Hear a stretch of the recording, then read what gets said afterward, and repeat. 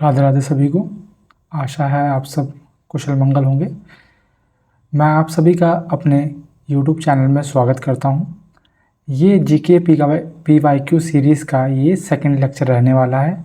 हम second set लगाने वाले हैं CGL 2024 में iOS क्वेश्चंस का, जो कि रहने वाला है 9 सितंबर का शिफ्ट सेकंड सेट। ओके, तो बढ़ने से पहले जैसा कि आपको पता है, जो हमारा थीम श्लोक है इस जीके PYQ सीरीज़ का वो है ये।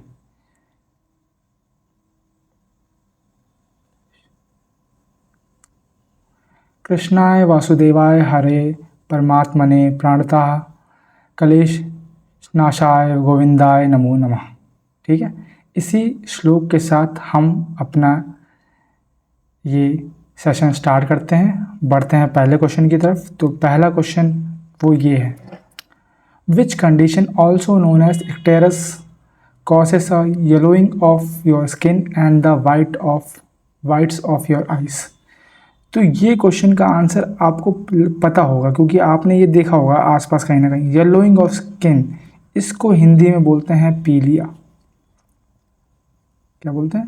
बोलते हैं पीलिया, और इंग्लिश में बोलते हैं जॉन्डिस। ठीक है, अब इसका कॉज क्या होता है? ठीक है, जॉन्डिस होता क्यों है? तो जब लीवर जो है वो हमारा बिलिरुबिन को प्रोसेस नहीं कर पाता,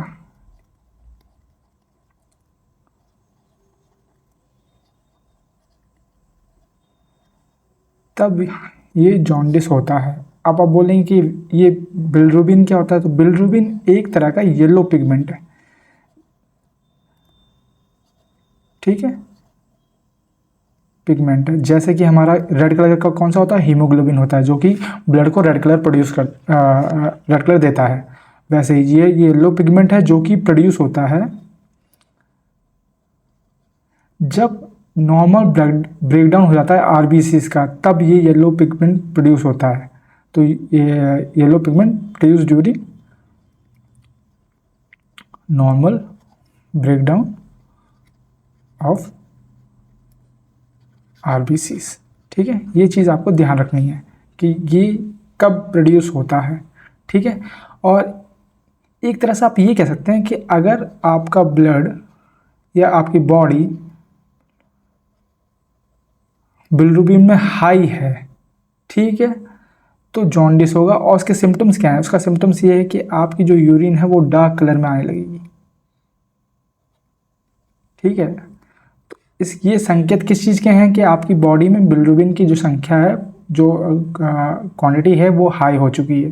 ठीक है, अब बात करते हैं यूरिन की। तो यूरिन का जो कलर होता है येलो, वो भी एक एलिमेंट की वजह से होता है। वो किस एलिमेंट की वजह से होता है? उसको बोलते हैं यूरोक्रोम। ठीक है, ये आपको याद रखना है। यूरोक्रोम को यूरोबिलिन भी बोलते हैं। ठीक है, और सेकंड चीज़ जो याद रखनी है कि यूरिन की पीएच वैल्यू, यानी पावर ऑफ हाइड्रोजन या फिर पोटेंस कितना होता है? तो वो होता है 4.5 से 5 के बीच में। ठीक है, ये चीज़ आपको याद रखनी है।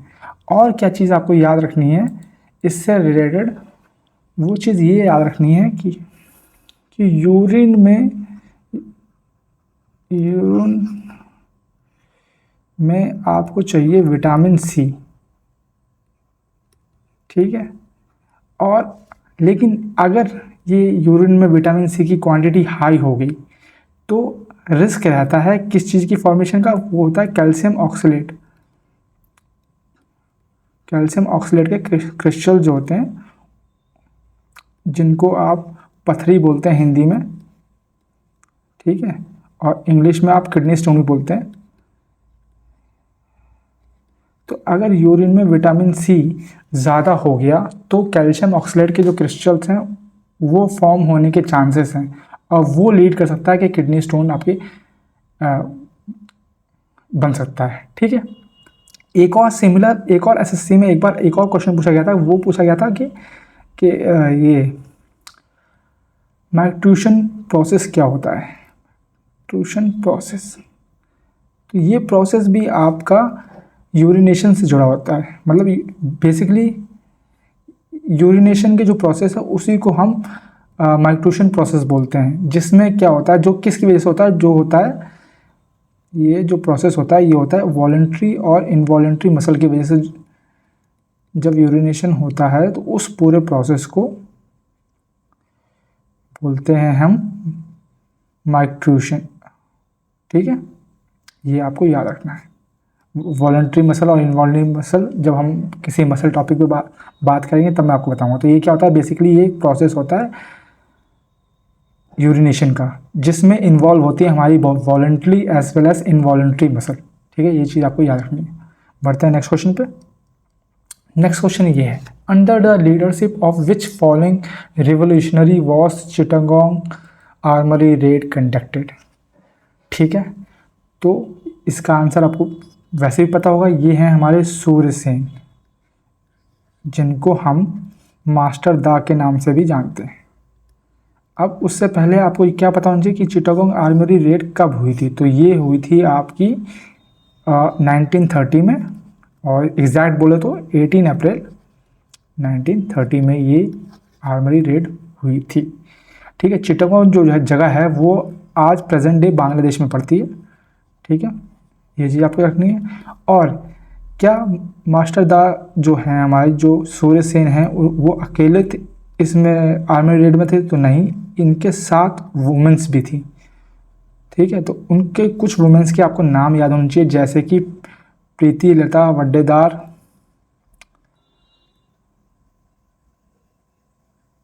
ठीक है, कल्पना दत्ता, अनंता सिंह दत्ता, अनंता सिंह। ठीक है, ये चीज़ आपको याद होनी चाहिए। तो अब बंगाल से रिलेटेड जो एक और क्वेश्चन बना था, एक और पर्सन के बारे में बना था, उसके बारे में हम बहुत कम लोगों को जानकारी है, उसके बारे में हमें एक बार चर्चा कर लेते हैं। तो वो पर्सन जो हैं वो हैं हमारे जतेंद्र नाथ मुखर्जी। आपको अगर आप बहुत लोगों से पूछेंगे तो बहुत लोगों को इंसान के बारे में पता भी नहीं है। जतेंद्र नाथ बनर्जी, सॉरी मुखर्जी, मुखर्जी। ठीक है, इनको एक टाइटल मिल रखा है, वो मिल रखा है बाघ जाटिन का। इनको बाघ जाटिन का टाइटल मिल रखा है। ठीक है, कब मिला था? 1906 में मिला था। ये क्वेश्चन पूछा जाता है। ठीक है, ये चीज़ आपको याद रखनी है। और इनकी क्या, मतलब इनका क्या रोल रहा है, तो वो आपको बता देता हूँ मैं। एक 19वीं सेंचुरी के दौरान, एग्जैक्ट तो नहीं पता, पर 19वीं सेंचुरी के दौरान इन्होंने जो रेलवे नेटवर्क्स थे, है ना, ब्रिटिश के, या फिर जो सीजर ऑफ आर्म्स, इन सब में ये इन्वॉल्व रहे हैं। ठीक है, तो ये किस में इन्वॉल्व रहे हैं? ये डिस्ट्रप्शन ऑफ रेलवे नेटवर्क।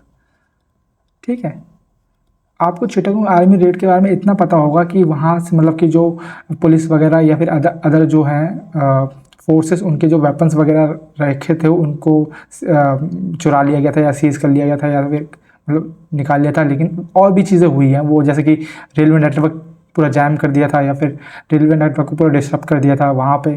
ठीक है, तो उसमें भी ये इनका रोल रहा है ब्रिटिश। लेकिन मेन चीज़ जो क्वेश्चन पूछा गया था कि किस बंदे को बंगाल के बाघ जाटिन का टाइटल मिला था, तो आपको याद रखना कि 1906 में जतेंद्र नाथ मुखर्जी को मिला था, जो कि बंगाल से थे। ठीक है, अब एक चीज़ और आपको पता होगी कि 1930, ये ईयर हमें याद क्यों है? क्यों याद है? क्योंकि इस ईयर में CDM लॉन्च हुआ था, जिसको डांडी मार्च भी बोलते हैं। ठीक है, ये चीज़ आपको इतनी सी बस याद रखनी है, क्योंकि हम फिर कभी अगले किसी क्वेश्चन में डांडी मार्च के बारे में चर्चा करेंगे। ठीक है, बढ़ते हैं अगले क्वेश्चन पे। अगला क्वेश्चन ये है कि in which of the following state is Govind ji Nrityalaya located. तो ये चीज़ आपको याद नहीं है कि ये कहाँ पे लोकेटेड है इंस्टीट्यूट। ये इंस्टीट्यूट आपका लोकेटेड है इम्फाल में। ठीक है, इम्फाल कहाँ पे है? इम्फाल है मणिपुर में। ठीक है, अब ये जो इंस्टीट्यूट है ये फाउंड किया था किसने, स्टैब्लिश किसने किया था, वो किया था गुरु बिपिन सिंह ने। और बिपिन सिंह को आपको पता है ये मणिपुरी से रिलेटेड है, ठीक है। और इनको एक टाइटल मिल रखा है जो कि है हंजाबा का टाइटल मिल रखा है। मणिपुर के एक राजा थे, उन्होंने इनको हंजाबा का टाइटल दिया था, ठीक है। अब मणिपुर के बारे में हम और चीज़ें जान लेते हैं। और चीज़ें क्या जान लेते हैं कि मणिपुरी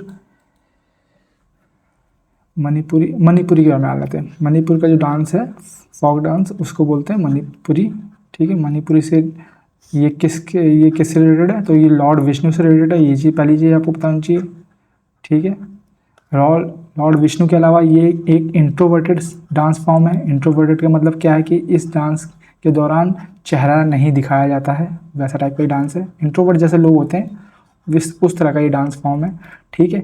इससे रिलेटेड कुछ टर्म है, एक है जागोई, एक है चोलोम, ठीक है। जो चोलोम है वो मैस्कुलिन एस्पेक्ट है, ठीक है। और इसको एक इंस्ट्रूमेंट के साथ बजाते हुए दिखाया जाता है, वो है पुंग। इसको पुंग एक ड्रम टाइप का इंस्ट्रूमेंट होता है, इसको पुंग चोलोम भी बोलते हैं, ठीक है। उसके अलावा मणिपुरी में आपको क्या याद रखना है, वो ये चीज़ रखनी है कि इसके 3 फॉर्म्स तो आपको याद रखने हैं। तो कौन कौन से, एक है थांगटा, जिसको हम यहाँ का मार्शल डांस भी बोलते हैं, ठीक है। और क्या है, और है रासलीला। और तीसरा क्या है, तीसरा है संकीर्तने, ठीक है, संकीर्तने। ये 3 आपको फॉर्म पता होनी चाहिए। ये किससे रिलेटेड है, ये हैं आपके मणिपुरी से रिलेटेड है। अब इनके हम कंपोनेंट्स के बारे में भी जान लेते हैं, ठीक है। मणिपुरी के जो कंपोनेंट्स हैं उनके बारे में भी जान लेते हैं। तो पहले तो मैंने आपको बता ही दिया, गुरु बिपिन सिंह, आपको याद रखना है, ठीक है। इनसे रिलेटेड क्वेश्चन भी पूछते हैं। इनको हंजाबा का टाइटल मिल रखा है, ठीक है। और इन्होंने ये गोविंद जी जो इम्फाल में इंस्टीट्यूट है ये फाउंडेड किया था या फिर ओपन किया था, ठीक है। ये चीज़ है। सेकंड जो इम्पॉर्टेंट है वो है बिंबावती देवी, ठीक है। थर्ड जो है वो है झावेरी सिस्टर्स।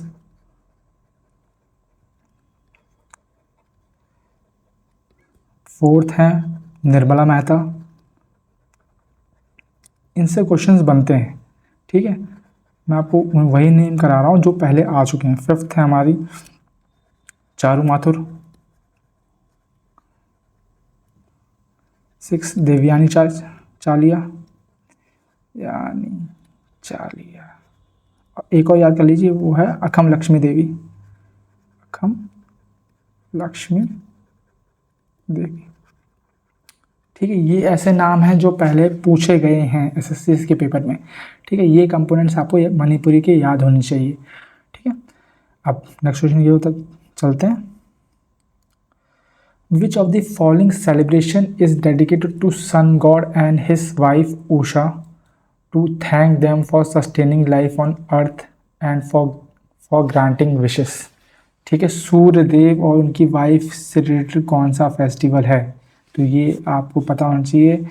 ये कौन सा है, देखो ये मड़ाई फेस्टिवल तो एमपी का है, ठीक है। एमपी में ये इसको गौंड ट्राइब जो है वो सेलिब्रेट करती है, ठीक है। विश्वकर्मा पूजा तो ऑल ओवर इंडिया करते हैं लोग। कौन लोग करते हैं, जो क्राफ्टमैन होते हैं। ये बेसिकली भगवान विश्वकर्मा जो हैं उनके लिए की जाती है, ठीक है। और जो ये सौरथ सभा है, ये एक सभा है जो कि गुजरात में होती है। इसका मतलब क्या है, जब जो मतलब लोग जो हैं गैदर होते हैं वो कल्चरल और सोशली गैदरिंग को, ये सोशल गैदरिंग को दिखाती है, एक तरह से सभा है। तो हमारा बच गया छठ पूजा। छठ पूजा इसका आंसर रहेगा, ठीक है। अब छठ पूजा के बारे में आपको कुछ चीज़ें पता होनी चाहिए। क्या चीज़, छठ का मतलब होता है 6th, छठ का मतलब होता है 6th। तो ये 6th डे आफ्टर दिवाली मनाई जाती है। छठे दिन, दिवाली के 6 दिन बाद ये मनाई जाती है, ठीक है। कौन सा महीना है, हिंदी में उसको बोलते हैं कार्तिक, कार्तिक का जो महीना होता है, ठीक है। और क्या चीज़ याद रखनी है, और ये चीज़ आपको याद रखनी है, ये अमावस का दिन होता है जिसको हम न्यू मून डे भी बोलते हैं, न्यू मून। ठीक है, ये चीज़ याद रखनी है। और क्या याद रखनी है, ये छठ पूजा कहाँ मनाई जाती है? बिहार में। तो आपको बिहार के कुछ फेस्टिवल याद रखने हैं। बिहार के कुछ फेस्टिवल आपको याद रखने हैं, जैसे कि बिहुला, राजगीर, समा चकेवा, और मेन जो पूछता है वो पूछता है सोनपुर कैटल फेयर, जानवरों का जो मेला लगता है सोनपुर में, वो पूछता है, ये बहुत पूछता है। ठीक है, ये चीज़ आपको याद रखनी है। ठीक है, और बिहार के बारे में क्या चीज़ याद रखनी है? बिहार के बारे में आपको उनके फोक डांस जो हैं वो याद होने चाहिए, बिहार के फोक डांस। ठीक है, ये भी आपको याद होनी चाहिए। कौन कौन से हैं? एक है जाट जाटिन, ठीक है, डिबिया, दिबिया, झरनी, कजरी, डिबिया जैसा एक साउंड करता है विदेशिया, ठीक है, झिझिया, झिझिया, ये सब फोक डांस है। एक है पैका। अब ये जो पैका डांस है ये सिर्फ बिहार में नहीं मनाया जाता है, ये उड़ीसा में मनाया जाता है और ये छत्तीसगढ़ में भी मनाया जाता है। ठीक है, फोक डांस जो होते हैं, ठीक है, वो क्या होते हैं, वो बेसिकली एक रीजन में नहीं मनाए जाते, मतलब कि वो कुछ स्टेट में मनाया जा सकता है। ठीक है, लेकिन जो क्लासिकल डांस है, जैसे क्लासिकल डांस कैसा था, मणिपुरी था, वो एक पर्टिकुलरली एक स्टेट का अपना होता है। ठीक है, जैसे यूपी का क्या है, कथक। ठीक है, वैसे बढ़ते हैं अगले क्वेश्चन की तरफ। अगला क्वेश्चन ये है, which of the following inscription of Rudradaman happen to be the first royal inscription of early India composed in chaste Sanskrit. ठीक है, अब रुद्रदमन के बारे में मैंने पिछले लेक्चर में भी बताया था आपको, अगर याद हो तो। क्यों बताया था? क्योंकि इन्होंने सुदर्शन लेक जो थी वो रिपेयर की थी। किस लिए बताया था इनको? ये सुदर्शन लेक जो है इन्होंने लेक जो है वो रिपेयर की थी। और सुदर्शन लेक बनाई किसने थी? तो वो चंद्रगुप्त मौर्य के पीरियड में एक बंदा था जिसका नाम था पुष्यगुप्त शुंग, जिसको चंद्रगुप्त मौर्य ने खुद बोला था कि शुंग कि आप ये सुदर्शन लेक बनाएं। ठीक है, इनके द्वारा बनाई गई थी। ठीक है, अब मैंने बताया था कि रुद्रदमन से संबंधित कौन सा पिलर इंस्क्रिप्शन है, तो वो है आपका जूनागढ़ का। ठीक है, और जूनागढ़ का इंस्क्रिप्शन है वो कहाँ है? गिरनार हिल्स पे। तो गिरनार इसका आंसर हो जाएगा। ठीक है, अब रुद्रदमन जो है वो उनसे रिलेटेड और भी चीज़ें हैं, जैसे कि ये एक शाका रूलर है। कौन से रूलर है? शाका, जो कि इंडो ग्रीक के बाद कौन से रूलर आते हैं? शाका आते हैं। और एक और क्वेश्चन जो रुद्रदमन से पूछा जाता है वो पूछा जाता है क्षत्राप सिस्टम के बारे में। जो शाकास थे इन्होंने पहली बार क्षत्राप सिस्टम का मतलब स्टार्ट किया था। क्षत्राप सिस्टम क्या है? बेसिकली एक सपोज किंगडम है, एक किंगडम है। ठीक है, उसको ये लोग छोटे छोटे प्रोविंस में बांट देंगे। ठीक है, और हर एक प्रोविंस को जो रूल करेगा, जो गवर्न करेगा, उसको बोलते थे क्षत्राप, जो बेसिकली एक मिलिट्री कमांडर होगा। ठीक है, ये सिस्टम इन्होंने स्टार्ट किया था। बाद में क्षत्राप सिस्टम का भी नया नाम पड़ता रहा। ठीक है, लेकिन ये किसके टाइम स्टार्ट हुआ था? रुद्रदमन के टाइम पे। ये आपको चीज़ याद रखनी है। ठीक है, ये तो आपको भूलना ही नहीं बिल्कुल भी। और देख लेते हैं, प्रयाग इंस्क्रिप्शन कौन सा है? तो वो है प्रयाग प्रशस्ति। ठीक है, ये किसके ऊपर है? ये है समुद्रगुप्त वन के ऊपर। ये आपको याद रखना है। ठीक है, इसके बारे में जब क्वेश्चन आएगा तो हम और डिटेल्स में बात करेंगे। वैसे एक मेहरौली पिलर इंस्क्रिप्शन है, ये किसके ऊपर है? ये चंद्रगुप्त सेकंड के ऊपर है। ठीक है, और चंद्रगुप्त सेकंड के बारे में बस एक चीज़ आपको याद रखनी है जो मैं इस लेक्चर में बताऊंगा, बाकी हम आगे और डिटेल्स में बात करेंगे, क्योंकि ये भी बहुत ही गुप्ता के बहुत ही प्रोमिनेंट रूलर रहे हैं। ठीक है, तो इनके बारे में हम पढ़ेंगे। लेकिन एक चीज़ जो याद रखनी है कि इनको विक्रम आदित्य का टाइटल मिला था, या इन्होंने, ठीक है, दो ही बंदों को विक्रम आदित्य का टाइटल पूरे एंटायर हिस्ट्री में मिला हुआ है। एक चंद्रगुप्त सेकंड थे, दूसरा आप मुझे बताएंगे। ठीक है, और फिर आगे है, या फिर हम आगे इसको डिस्कस कर लेंगे। ठीक है, इतनी चीज़ आपको याद रखनी है कि जूनागढ़ इंस्क्रिप्शन रुद्रदमन से रिलेटेड है। ठीक है, प्रयाग प्रशस्ति समुद्रगुप्त से है, महरौली चंद्रगुप्त सेकंड से है। अब आगे बढ़ने से पहले ये शाकास के बारे में थोड़ा सा और जान लेते हैं कि शाकास के बारे में थोड़ा और जान लेते हैं। ठीक है, आपको ये तो पता है कि शाकास इस साइड से आए हैं, पहले इंडो ग्रीक्स आए, ठीक है, और उसके बाद शाकास आए। ठीक है, अब शाकास की जो थी टोटल 5 ब्रांचेस थी। ठीक है, उनमें से एक ब्रांच जो है वो इंडिया आई थी, एक ब्रांच जो है इंडिया आई थी। उसका रीज़न क्या था कि यहाँ पे ग्रेट वॉल ऑफ चाइना बन गई थी। ठीक है, ये रीज़न था कि जितने भी इंडो ग्रीक्स हैं, शाकास हैं, कुषाण्स हैं, सब इंडिया इस तरफ आए, क्योंकि इधर ग्रेट वॉल ऑफ चाइना बन गई थी, तो उधर तो जा ही सकते थे। ठीक है, ये चीज़ आपको याद रखनी है।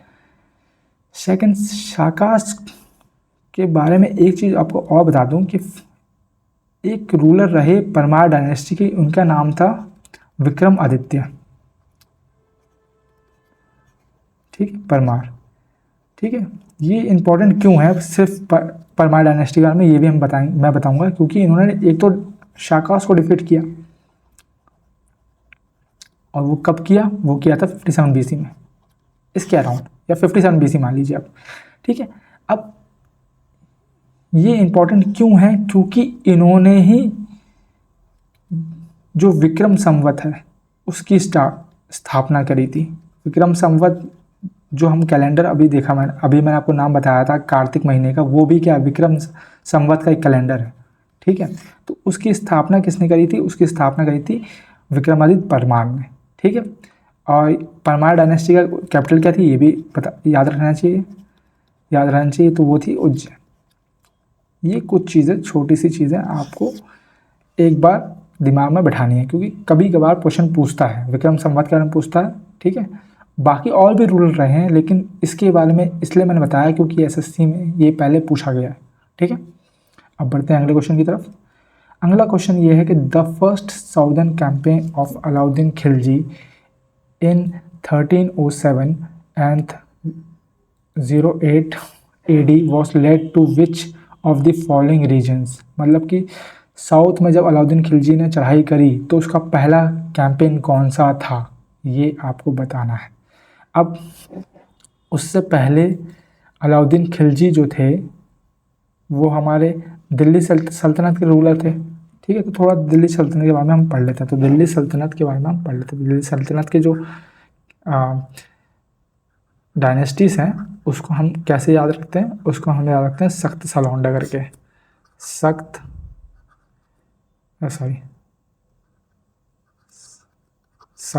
सा लौंडा करके हम याद रखते हैं। ठीक है, ऐसे हो जाएगी हमारी स्लेव डायनेस्टी, जिसको हम मामलुक डायनेस्टी भी बोलते हैं, और इसको हम इलबारी ट्राइब के नाम से भी जानते हैं। ये इसके बारे में भी क्वेश्चन पूछा गया कि इलबारी ट्राइब कौन सी थी, तो वो स्लेव डायनेस्टी थी, याद रखना है। सेकंड थे खिलजी। ठीक है, जो अलाउद्दीन खिलजी थे वो इसी डायनेस्टी से आते हैं। थर्ड है हमारे तुगलक। फोर्थ है सैयद, और सैयद के बाद हैं लोधी, जो हमारे लास्ट हो जाते हैं। इसके बाद जो ये मुग़ल का अटैक हो जाता है लास्ट लोधी पे, आपको पता होगा 1526 की जो लड़ाई थी, बैटल ऑफ पानीपत। ठीक है, उसके बारे में आगे का डिस्कस करेंगे। ठीक है, अब इनका जो रेन रहता है वो कब रहता है, ये 1206 से 1290 तक स्लेव डायनेस्टी। ठीक है, 1290 से 1320 तक खिलजी, 1320 से 14 तक तुगलक, 14 से 15 तक 51 तक 1451 तक सैयद, और 1451 तक से 1526 तक लोधी। क्योंकि 1526 में जो बैटल ऑफ पानीपत होती है वो डिसाइडेड बैटल होती है, जिससे दिल्ली सल्तनत यहाँ पे ख़त्म हो जाती है। अब एक चीज़ जो आपको और याद रखनी है वो ये कि जो स्लेव, खिलजी और तुगलक डायनेस्टी है, ये जो तीन डायनेस्टी हैं ये बिलोंग करती थी टर्किश ओरिजिन की थी ये। किस ओरिजिन की थी? टर्किश। जो सैयद है वो हमारी मंगोल ओरिजिन की थी। इसके बारे में भी क्वेश्चन पूछा गया है, तो ये भी चीज़ आपको ध्यान रखनी है। अब हम वापस आते हैं अपने टॉपिक पे। हम डिस्कस करते हैं खिलजी के बारे में। तो खिलजी के जो फाउंडर थे उनका नाम था जलालुद्दीन खिलजी। खिलजी, ठीक है, ये इसके फाउंडर थे। इन्होंने इसको फाउंड किया था 70 की एज में, खिलजी डायनेस्टी को। अब जो दिल्ली सल्तनत क्या थी, जो स्थापना थी, जलालुद्दीन खिलजी पहले ये मिलिट्री कमांडर रहे। किसके अंदर? कैकुबाद के अंदर। कैकुबाद के अंडर, ठीक है। कैकुबाद जो था लास्ट रूलर था स्लेव डायनेस्टी का। जो स्लेव डायनेस्टी थी, इलबारी जो ट्राइब थी, उसका लास्ट रूलर था, ठीक है। उसके अंडर जलालुद्दीन खिलजी रहे, ठीक है। फिर जब क्या वो देखा कि पावर डाउन हो रही है तो फिर उसको मार के खुद राजा बन गए। इस तरह से इन्होंने क्या बोलते हैं स्थापना करी खिलजी की। जलालुद्दीन के बारे में एक चीज़ और पता होनी चाहिए आपको कि क्या कि कैकुबाद ने जलालुद्दीन को एक टाइटल दिया था। वो टाइटल क्या था वो भी पूछते हैं, ठीक है। जलालुद्दीन ने कैकुबाद ने जलालुद्दीन को एक टाइटल दिया था या फिर एक उपाधि दी थी, उसको शाइस्ता खान कहा गया। शाइस्ता खान के बारे में पूछता है कि शाइस्ता खान कौन है, तो वो जलालुद्दीन खिलजी है, ठीक है। उसको उपाधि किसने दी थी? कैकुबाद ने उपाधि दी थी। ये चीज़ रखनी है, ठीक है। अब जलालुद्दीन के बाद जो नेक्स्ट रूलर आते हैं वो आते हैं अलाउद्दीन खिलजी। और इसकी पूरी कहानी तो आपको पता ही है क्योंकि आपने पिक्चर देख रखी होगी। इसके बाद जो आते हैं वो होते हैं अलाउद्दीन खिलजी, जो कि इनका दामाद भी थे। ये पूरी कहानी तो आपको पता ही है, ठीक है। अब अलाउद्दीन खिलजी को 2 टाइटल मिले। टाइटल ज़रूरी है। पहला है सिकंदर सैनी, सिकंदर सैनी का, ठीक है। ये कब मिला? ये मिला जब डेक्कन वॉर हुई थी, आफ्टर डेक्कन वॉर इनको ये टाइटल मिला, आफ्टर। और सेकंड टाइटल जो है वो आमिर खुसरो ने दिया, वो था सुल्तान हिंद का, सुल्तान जहाँ का। सुल्तान हिंद बोल दो या सुल्तान जहाँ बोल दो, किसने दिया ये दिया आमिर खुसरो ने, ठीक है। अब आमिर खुसरो ने टाइटल दिया तो आमिर खुसरो को भी टाइटल मिला। आमिर खुसरो को अलाउद्दीन ने एक टाइटल दिया, वो दिया तूते हिंद का। किसका? तूते हिंद का, मतलब पैरट ऑफ इंडिया, ठीक है। अब ये आमिर खुसरो की हम बात क्यों कर रहे हैं कि ये इंपॉर्टेंट क्यों है? क्योंकि इन्होंने कवाली स्टार्ट करी। ये फाउंडर कह सकते हैं कवाली के थे। सेकंड चीज़, इन्होंने 2 बुक लिखी। एक लिखी तुगलकानामा और दूसरी बुक का नाम था नूर सिफिर। ये दोनों बुक के बारे में, नूर सिफिर के बारे में तो पूछा ही जाता है, ये चीज़ आपको याद रखनी है, ठीक है। और एक चीज़ और कि अलाउद्दीन की रेन कब तक थी, तो उनकी थी 1296 से 1316 तक, ये चीज़ रखनी है। और एक चीज़ और बता दूं मैं आपको कि इनके बचपन का नाम भी पूछा गया है। इनके बचपन का नाम क्या था? चाइल्डहुड नेम इनका बचपन का नाम था अली गुरशब। ये इनके बचपन का नाम था, ये भी पूछा गया है, ठीक है। याद रखना है। अब आते हैं अपने क्वेश्चन पे। और चीज़ क्या याद रखनी है, अब जब बात कर रहे हैं तो थोड़ी सी और बात कर लेते हैं। तो अलाउद्दीन जो है वो क्यों इतने प्रोमिनेंट थे और वो क्यों जाने जाते हैं? तो वो जाने जाते हैं अपने मार्केट रिफॉर्म्स की वजह से। वो 3 तरह के मार्केट रिफॉर्म लेके आए। एक तो क्लॉथ मार्केट के लिए, एक तो ग्रेन मार्केट के लिए, एक तो हॉर्स और स्लेव्स के लिए, ठीक है। अब एक इसमें क्या चीज़ ध्यान रखनी है कि उन्होंने कुछ ऑफिसर अपॉइंट किए, ठीक है। जैसे इनका क्लॉथ मार्केट था सराय आदिल, ग्रेन शहनाई मंडी,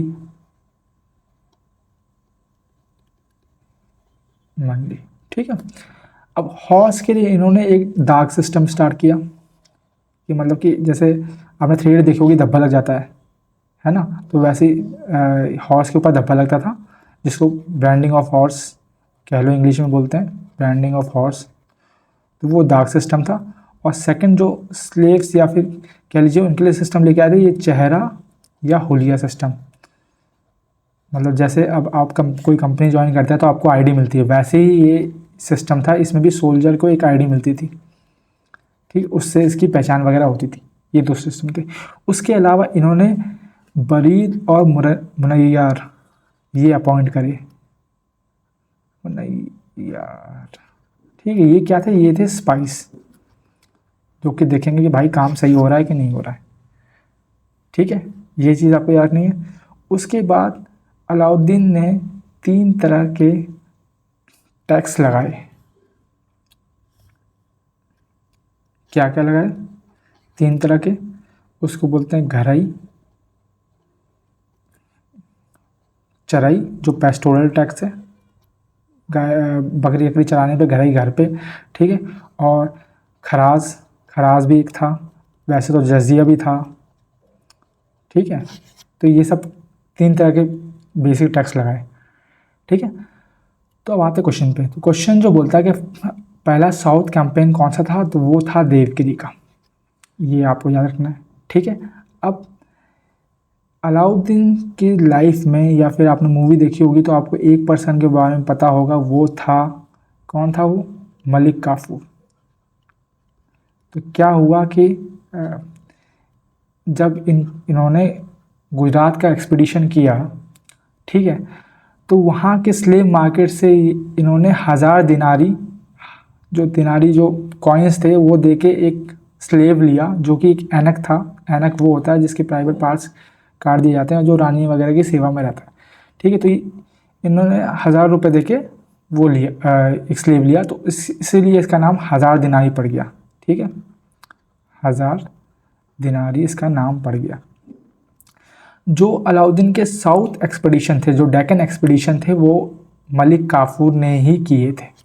तो उसमें से पहला जो था जिस पे उसने विजय हासिल करी, वो था देवगिरी, जहाँ पे यादव का राज था। और यादव के इन्होंने किस राजा को हराया था? तो इन्होंने हराया था रामचंद्र को, ठीक है। सेकंड जो उसके बाद इन्होंने साउथ पे आए, वो आए ये वारंगल में। वारंगल में कब इन्होंने एक्सपीडिशन किया? 1309 में। किसने किया? मलिक काफूर में। आपको याद रखना है कि मलिक काफूर ने ही दक्कन में इसके सारे एक्सपीडिशन किए थे, ठीक है। और वारंगल में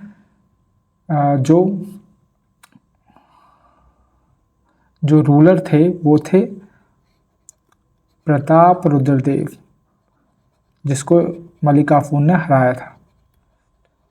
और ये कौन से किंगडम से थे? एक वारंगल में किसका राज था? तो ककातिया का था। ये चीज़ रखनी है। तीसरा है द्वार समुद्रम। द्वार समुद्रम आपने पहली बार सुना होगा, लेकिन ये किसका नाम है? द्वार समुद्रम हाले विडू जो है, जो कि होयसाल की कैपिटल थी, उसको ही बोलते हैं। तो यहाँ पे इन्होंने किसको हराया? तो यहाँ पे हराया था वीर बल्लाल थर्ड को। किसने हराया था? मलिक काफूर ने, याद रखना है, ठीक है। उसके बाद आते हैं, ये मदुरई है, मदुरई। तो मदुरई में किसका रूल था? पांड्या का, जिसका रूलर था वीर पांड्या, इसको हराया, ये याद रखना है, ठीक है। और ये हालीवुड में कब चढ़ाई करी? 10 में। मदुरई में कब करी? 1311। ये चीज़ आपको याद रखना है अलाउद्दीन के बारे में, ठीक है। इतनी चीज़ें ये क्वेश्चन पूछे जाते हैं, ठीक है। तो ये सिर्फ वही इन्फॉर्मेशन है जो पूछी गई है, जो पहले आ चुकी, मैं आपको सिर्फ वही बता रहा हूँ, ठीक है। अब बढ़ते हैं अगले क्वेश्चन पे। अगला क्वेश्चन जो हमारा रहने वाला है वो है कि what is the IUPAC name of tertiary butyl alcohol, ठीक है। तो टर्शरी ब्यूटाइल अल्कोहल का पहले तो आपको स्ट्रक्चर पता होना चाहिए। तो ये किस तरह से इसका स्ट्रक्चर होता है? तो ये होता है ऐसे, आप समझ लीजिए टर्शरी है तो एक CH3 यहाँ पे मान लो, एक CH3 यहीं मान लो, एक CH3 यहाँ पे, और अल्कोहल है तो यहाँ पे OH ग्रुप लग जाएगा, ठीक है। OH ग्रुप लग गया। अब इसका नाम क्या होगा? तो आपको पता है कि चेन कैसे बनती है। तो जो सबसे लॉन्गेस्ट चेन होती है उसको वहाँ से नंबरिंग होती है। तो इसकी फर्स्ट होगी, इसकी सेकंड होगी, इसकी थर्ड हुई। अब देखो जो अल्कोहल ग्रुप है वो कहाँ जुड़ा हुआ है, सेकंड पे जुड़ा हुआ है। और सेम चीज़ है यहाँ पे एक मीथेन आइटम भी जुड़ा हुआ है, मीथेन भी जुड़ा हुआ है, तो 2 मिथाइल। ठीक है, प्रोपेन मतलब कि 3 चेन की लंबाई है तो प्रोपेन। ठीक है, और सेकंड पे ही हमारा अल्कोहल जुड़ा हुआ है, तो यही इसका आंसर होगा। ठीक है, ये तो आपको पता होगा किस तरह से कि अगर एक कार्बन आइटम होता है तो मैथ बोलते हैं, 2 होते हैं तो एथ बोलते हैं, 3 होते हैं तो प्रॉप बोलते हैं, 4 होते हैं तो ब्यूट लगता है। ठीक है, ये प्रीफिक्स लगते हैं, ये आपको पता होना चाहिए। ठीक है, तो ये इसका सही आंसर होगा। अब बढ़ते हैं आगे। What is the relationship between interest rate and demand for money? अगर ये क्वेश्चन आपको नहीं पता तो आपको खुद को एज्यूम करना है कि उस स्टेट में अगर आप होते तो क्या आंसर होता है। अब सपोज मान लेते हैं कि इंटरेस्ट रेट बढ़ रहे हैं, ठीक है, इंटरेस्ट रेट हाई हो गए, तो आप क्या चाहेंगे कि भाई पैसा हमारे पास ना हो के हम उसको इन्वेस्ट कर दें, इन्वेस्ट करने से हमारा पैसा बढ़ जाएगा। ठीक है, आप यही तो चाहेंगे। और जब इन्वेस्ट कर देंगे हाथ में पैसा नहीं रहेगा तो डिमांड ऑफ मनी क्या हो जाएगी, मनी की डिमांड कम हो जाएगी। ठीक है, तो क्या मतलब है कि जब इंटरेस्ट बढ़ रहा है तो डिमांड जो है वो घट रहा है। ठीक है, वहीं आप एक और एग्जांपल लीजिए कि अगर सपोज इंटरेस्ट रेट जो है वो लो है तो आप सोचेंगे भाई कि हमको ब्याज तो कुछ मिल नहीं रहा है। ठीक है, तो हम क्या बोलते हैं, ब्याज तो हमको कम ही मिल रहा है, तो इससे अच्छा क्या है कि हम अपने पैसे को अपने पास रख लेते हैं, फालतू में क्यों इन्वेस्ट करेंगे जब हमें ब्याज मिल ही नहीं रहा, तो हम पैसे को होल्ड कर लेंगे। तो उससे क्या होगा, डिमांड जो है वो हाई हो जाएगी। तो रिलेशन किस तरह का बन रहा है, ये इन्वर्सली प्रोपोर्शनल बन रहा है। इस तरह से आपको सोचना है कि जब इंटरेस्ट रेट हाई होगा तो लोग पैसा अपने पास नहीं रखेंगे, उसको इन्वेस्ट करने की कोशिश करेंगे ताकि और पैसा मिले, और उससे क्या है, डिमांड जो है मनी की वो कम हो जाएगी।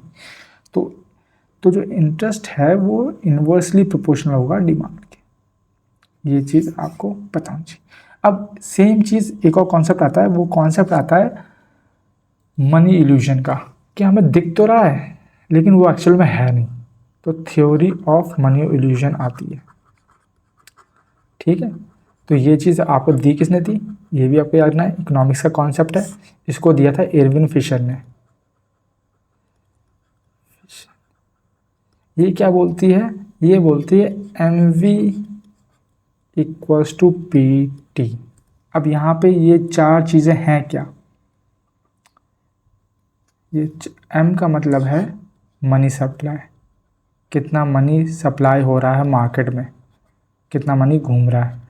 ठीक है, वेलोसिटी ऑफ सर्कुलेशन, किस वेलोसिटी से घूम रहा है, मतलब कि ठीक है कितनी तेज़ घूम रहा है। Price, P for price, T for transaction, transaction मतलब कि कितने हाथ उसने चेंज करे। मान लीजिए मैं गोलगप्पे खाने गया, ठीक है, मैंने उसको रुपए दिए, अब गोलगप्पे वाले को सामान लेना था, वो अपने उसने वही रुपए सामान वाले को दिए, सामान वाले ने रॉ मटेरियल दिए, तो कितने हाथ घूम रहे, कितने ट्रांजैक्शन हो रहे, वो है।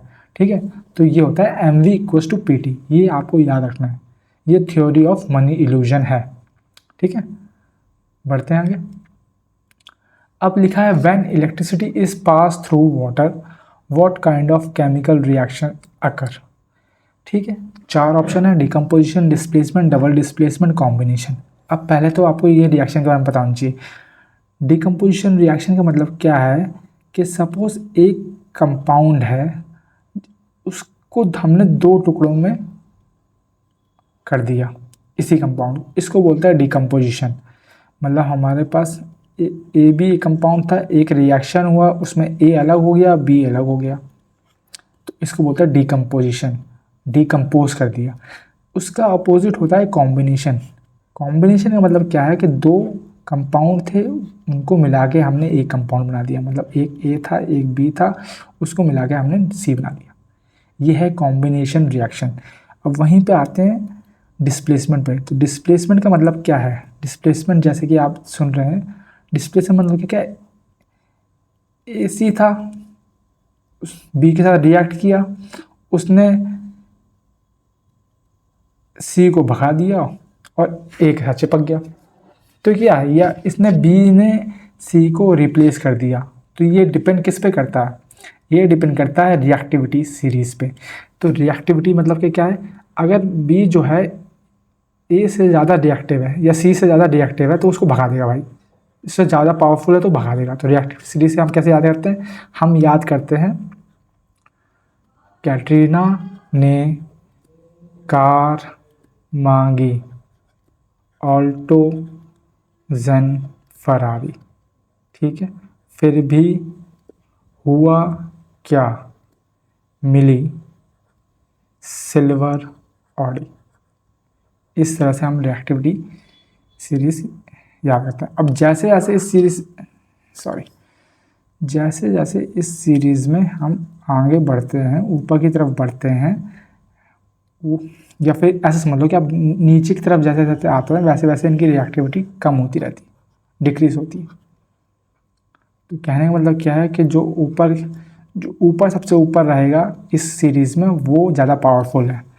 तो जो जो ये तीन है ये हाईली रिएक्टिव है, ये भाई किसी से भी भुनना आ जाते हैं, तुरंत लड़ने बैठ जाएंगे भाई, ठीक है। तो इनको कैरोसिन में डुबो के रखा जाता है कि भाई कहीं भी ये आतंक ना मचा दे एकदम से, ठीक है। उसके बाद जो है Mg मैग्नीशियम जो है हमारा है, ये थोड़ा कम ठंडा है, इन लोगों को 5 मिनट गुस्सा आता है, ये थोड़ा 15-20 मिनट वाला है। तो ये जो है ये हॉट वाटर से रिएक्ट करता है, हॉट वाटर अगर मिल गया भाई तो ये लाल बुलबुला तुरंत ही हो जाता है, छोड़ता नहीं फिर ये। और उसके नीचे जो है ये तीनों, ये थोड़े उससे भी ठंडे हैं, ये स्ट्रीम से रिएक्ट करते हैं, ठीक है। फिर ऐसे ऐसे धीरे धीरे जैसे नीचे आएंगे तो वैसे वैसे ये है हाइड्रोजन जो है वो अपना न्यूट्रल भाई है, ठीक है, ना गुस्सा है ना शांत, नॉर्मल इंसान है भाई वो, ठीक है। इस तरह से आपको बात में तो अगर यहीं पे मान लेते हैं कि अगर कोई रिएक्शन है उसमें जैसे ए बी है, मैंने बताया आपको सी आया, उसने बी को रिप्लेस कर दिया, ठीक है। तो अब मान लेते हैं बी जो है हमारा वो था ये, ठीक है, लेड, और सी जो था वो हमारा था उससे ऊपर वाला आयरन। तो आयरन क्योंकि ज़्यादा रिएक्टिव है और ताकतवर भी है तो उसने भाई इसको धक्का दिया, अलग कर दिया और खुद जुड़ गया सी से और इसको अलग कर दिया। तो ऐसे जो रिएक्शन होते हैं उसको बोलते हैं डिस्प्लेसमेंट रिएक्शन, जो कि रिएक्टिविटी सीरीज पे डिपेंड होते हैं। तो ये चीज़ आपको याद नहीं है। अब क्वेश्चन क्या है कि व्हेन इलेक्ट्रिसिटी में वाटर पास किया, तो भाई सिंपल सी बात है, जब वाटर में इलेक्ट्रिसिटी पास करेंगे तो ये हाइड्रोजन और ऑक्सीजन अलग हो जाएंगे, ठीक है। तो ये कौन सा रिएक्शन है, ये है डिकम्पोजिशन रिएक्शन, ये चीज़ आपको याद रखनी है, ठीक है। और ये सीरीज़ भी याद रखनी है, ट्रिक मैंने आपको बताई दी है, ट्रिक भी आपको ध्यान से याद रखनी है। बढ़ते हैं अगले क्वेश्चन पे। Which music composer duo was honoured with the national Lata Mangeshkar award for the year 2020, ठीक है। तो अब जो नेशनल लता मंगेशकर अवार्ड है, ठीक है, ये है एमपी का अवार्ड, ये चीज़ आपको ध्यान रखनी है, ठीक है। और इस अवार्ड में 2 लाख रुपए भी मिलते हैं, ये चीज़ भी आपको याद रखनी है, ठीक है। और ये 2020 में किसको मिला था, तो 2020 में मिला था ये आनंद और मिलिंद को, ठीक है। वैसे ही आपको याद रखना कि 2019 में किसको मिला था, 2019 में मिला था शैलेंद्र सिंह को, और 2021 में किसको मिला था, 2021 में मिला था कुमार सानू को। अब भाई ऐसे ही करके एक और अवार्ड है जो लगभग सेम नाम का है, जो कि कन्फ्यूजन क्रिएट करता है, और जो भी उसको भी एमपी गवर्नमेंट ही देती है, लेकिन वो बहुत ही कन्फ्यूजन क्रिएट करता है। तो वो है लता दीनानाथ,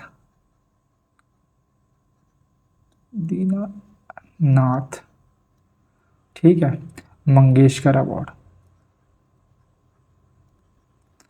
ये अवार्ड ध्यान रखना है, ये भी एमपी द्वारा दिया जाता है और ये बहुत ही ज़्यादा कन्फ्यूजन क्रिएट करता है। ठीक है, ये चीज़ याद रहेगी। अब इसको देता कौन है वो भी बता देता हूँ। उसको देता है आदित्य बिरला का जो ग्रुप है, आदित्य बिरला ग्रुप, ये इसको देता है। ठीक है, इसके क्वेश्चन पूछे गए हैं। इसका फर्स्ट किसको मिला था वो याद रखना है, तो वो अपने मोदी जी हैं। कब मिला था? 2022 में मिला था। और 2022 में मिलने का मतलब क्या है, ये 2022 में भी शुरू हुआ है। अब 2024 में किसको मिला है वो भी याद रखना है, तो वो मिला है अमिताभ बच्चन को। अमिताभ बच्चन जी को मिला है, ये चीज़ आपको याद रखनी है। ठीक है, और ये अवार्ड भी याद रखना है क्योंकि नाम में थोड़ा कन्फ्यूजन है, और क्योंकि सेम गवर्नमेंट देती है, एमपी की गवर्नमेंट देती है, तो इसलिए थोड़ा और। बढ़ते हैं अगले क्वेश्चन पे। Which of the following can be represented as a functional unit of nature? Vehicles, ecosystem, humans और प्लांट। तो इसका सिंपल सा आंसर है इकोसिस्टम। ठीक है, अब इकोसिस्टम के बारे में आपको पता होना चाहिए कि इकोसिस्टम किसने दिया था, टर्म किसने दी थी, तो वो दी थी आर्थर तांसले ने 1935 में। ये चीज़ भी याद होनी चाहिए। और क्या चीज़ होनी चाहिए कि इकोसिस्टम जो है ये दो प्रकार के होते हैं, एक होता है लिविंग, एक होता है नॉन लिविंग। लिविंग मतलब जो जी रहे हैं, नॉन लिविंग मतलब जो कि जिनमें सांस वगैरह नहीं है। इनको और टर्म साइंटिफिक टर्म से बोले तो इसको बोलते हैं बायोटिक, इसको बोलते हैं नॉन बायोटिक। एग्जाम्पल बोल दो, जैसे इसमें ह्यूमंस आ गए, एनिमल्स आ गए। ठीक है, इसका एग्जाम्पल मान लो जैसे टेबल हो गया, चेयर हो गया, जो जीवित नहीं है। ठीक है, वो नॉन लिविंग। ऐसे ही इकोसिस्टम को और भी क्लासिफिकेशन किया जाता है दो, एक को बोलता है टेरेस्ट्रियल, टेरेस्ट्रियल मतलब कि जो ज़मीन पे रहते हैं, और एक को बोलते हैं एक्वेटिक, एक्वेटिक मतलब जो ज़मीन के नीचे पानी में रहते हैं। ठीक है, ये चीज़ भी जैसे फ़िश हो गया इसके एग्जांपल, फ़िश का अलग इकोसिस्टम होता है। ह्यूमन में लिजार्ड वगैरह जो हैं, जो ज़मीन पे रहती हैं, उनका अलग सिस्टम होता है, उसका भी अलग इकोसिस्टम होता है। तो इकोसिस्टम को बहुत सारे कैरेक्टरिस्टिक के बेसिस पे अलग अलग तरीके से जो है वो कैटेगराइज किया जाता है। तो उनमें से कुछ एक है लिविंग, नॉन लिविंग, और एक है टेरेस्ट्रियल, एक्वेटिक। ठीक है, ये चीज़ आपको याद रखनी है। और क्या याद रखनी है, जब हम इकोसिस्टम की बात कर ही रहे हैं तो आपको और क्या याद रखना है कि ये किसकी बात हो रही है, इकोलॉजी की बात हो रही है। अब इकोलॉजी की बात हो रही है तो इकोलॉजी की भी हम याद कर लेते हैं कि भैया टर्म किसने दिया था। तो टर्म दिया था ये अर्नस्ट हैकेल ने। कब दिया था, तो 1866 में दिया था।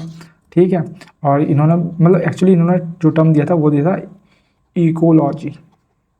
ठीक है, जिसमें जो इको है इसका मतलब होता है हाउस। ठीक, अब एक चीज़ और याद रखनी है, वो है ये कि फादर ऑफ इंडियन इकोलॉजी किसको बोलते हैं, तो वो बोलते हैं रामदेव मिश्रा को। ये चीज़ भी आपको याद रखनी है। क्लियर, ये जितने भी मैं आपको बता रहा हूँ ये पूछे गए क्वेश्चंस हैं, ये आपको ध्यान में होनी चाहिए। अर्नस्ट हैकेल का नाम भी भाई याद रखना चाहिए, और कब टर्म दिया था, कब उसने टर्म कॉइन की थी, तभी ये भी आपको याद रखना चाहिए। ठीक है, अब बढ़ते हैं अगले क्वेश्चन के ऊपर। अगला क्वेश्चन है, in which state of India is Kund और टंका या फिर used for water harvesting. Water harvesting का मतलब क्या है कि पानी को सेव करना फ्यूचर यूज़ के लिए। ठीक है, रेन वाटर को यूज़ करना फ्यूचर यूज़ के लिए। तो ये कहाँ का है, तो ये है राजस्थान का। ठीक है, कुंड का मतलब क्या होता है, जैसे पॉन्ड टाइप बना लिया या वेल टाइप बना दिया, अंडरग्राउंड वेल टाइप हो गया कुछ। टंके का मतलब क्या है, टैंक मतलब कि हाँ टैंक बना लिया स्टोर करने के लिए। वैसे ही राजस्थान में एक और नाम होता है, उसको बोलते हैं जोहाड़। जोहाड़ क्या है, इसका मतलब है कि रूफ पे, छत पे पानी स्टोर करना। तो रूफ टॉप पे जो रेन वाटर हार्वेस्टिंग की जाती है उसको राजस्थान में जोहाड़ बोलते हैं। वैसे अब आपने जैसे आप जैसे यूट्यूब वगैरह तो देखते ही हैं, आप न्यूज़ वगैरह भी देखते हैं, तो एक बहुत ही फेमस एग्जांपल है। फेमस एग्जांपल क्या है? एक चांद बावरी, आपने सुना होगा, जो स्टेप वेल है राजस्थान में, लोग घूमने भी जाते हैं इसको। तो ये भी एक रेन वाटर हार्वेस्टिंग का ही एग्जांपल है। ठीक है, किसका एग्जांपल है? ये रेन वाटर हार्वेस्टिंग का। वैसे ही कुछ और जगह कुछ और नाम बोलते हैं, जैसे जैसलमेर में क्या बोलते हैं, अगर आपको याद हो तो? जैसलमेर में। वैसे ही हिमाचल प्रदेश में किस नाम से बोलते हैं? तो हिमाचल प्रदेश में बोलते हैं गुल्स या कुल्स, पानी के सेव करने को। वैसे ही जैसलमेर में बोलते हैं खादिन। ये क्वेश्चन भी पूछा गया भाई, दोनों के दोनों क्वेश्चन पूछे गए हैं। ठीक है, ये रेन वाटर हार्वेस्टिंग के नाम हैं अलग अलग प्लेसेस पे। जैसलमेर में बोलते हैं खादिन, हिमाचल में बोलते हैं गुल्स और कुल्स, राजस्थान में बोलते हैं जोहाड़ या फिर कुंड या फिर टंका। ये चीज़ आपको याद होनी चाहिए। ठीक है, बढ़ते हैं अगले क्वेश्चन की ओर। अगला क्वेश्चन है the inauguration match of women premiere league यानी WPL 2023 cricket was played in which of the following venues. तो जैसे IPL है वैसे WPL है। तो WPL जो है इसका पहला सेशन कब था? वो 2023 में ही खेला गया था। ठीक है, याद रखना कि फर्स्ट जो है वो 2023 में ही खेला गया था। और फर्स्ट WPL का फर्स्ट मैच कहाँ हुआ था? तो वो हुआ था मुंबई में। ठीक है, कहाँ? DY पाटिल स्टेडियम में। ठीक है, किसके बीच हुआ था? स्टेडियम किसके बीच हुआ था? तो ये हुआ था MI मुंबई इंडियंस के बीच में और गुजरात जायंट्स के बीच में पहला मैच हुआ था। अब ये जो IPL है ये जीता किसने था? तो ये जीता था MI ने, मुंबई इंडियंस ने। ठीक है, उसी तरह 2024 का जो WPL था वो किसने जीता था? तो वो जीता था RCB ने। ये तो पता ही होगा क्योंकि बहुत हल्ला हुआ था, पहली बार RCB IPL और WPL को मिला के जीती थी। ठीक है, और 2025 में कब जीता है? किसने जीता? ये वापस जीता किसने? MI ने। और वैसे ही जो IPL है इस साल का 2025 का, वो किसने जीता है? वो RCB ने जीता है, पहली बार 18 साल में। ठीक है, ये चीज़ भी आपको याद होनी चाहिए। बढ़ते हैं अगले क्वेश्चन के लिए। विच of the following is not the correct about directive principle of state policy, यानी DPSP के बारे में कौन सा कथन गलत है? ठीक है, DPSP के बारे में कौन सा कथन गलत है? तो पहली बार DPSP कहाँ पर दे रखा है? तो DPSP देखा है पार्ट 4 में। ठीक है, आर्टिकल 36 से 51 के बीच में। और कहाँ से लिया है इसको? तो लिया है आयरलैंड से। ये चीज़ तो आपको पता होनी चाहिए। अब देखिए, they ensure social and economic development, बिल्कुल बात सही है। ठीक है, they are justiciable in nature, भाई ये नहीं है, ये नॉन जस्टिशिएबल है। ठीक है, ये नॉन जस्टिशिएबल है। They provide guidelines for the governance of the country, ये बिल्कुल सही बात है। कंट्री की गवर्न करने के लिए गाइडलाइंस प्रोवाइड करते हैं और ये मोरली बाइंडिंग है।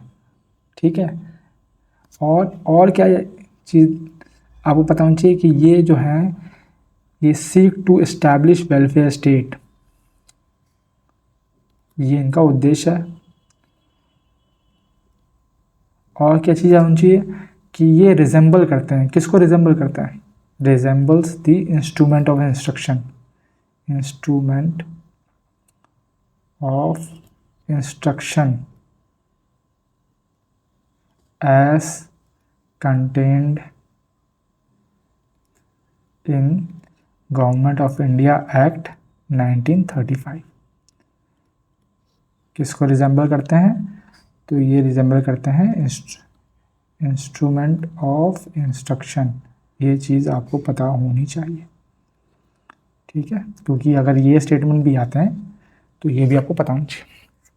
अब ये जो है 36 से 51 के बीच में है, तो एक बार ये भी डिस्कस कर लेते हैं। जब हम DPSP के बारे में पढ़ ही रहे हैं तो हम एक बार सारे आर्टिकल जो रिलेटेड हैं इससे वो देख लेते हैं। तो सबसे पहला क्या है आर्टिकल? वो है 36